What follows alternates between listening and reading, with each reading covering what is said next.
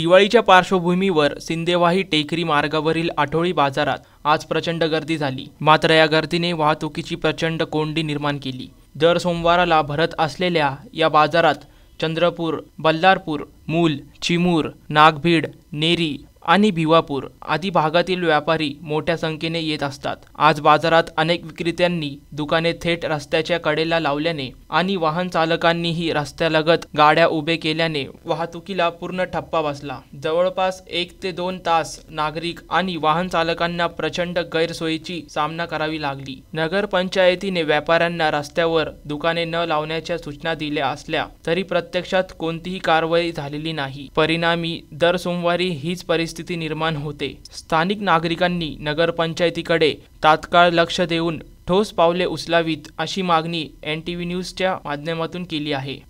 प्रतिनिधी आमान Qureshi, NTV news Marathi, Chandrapur.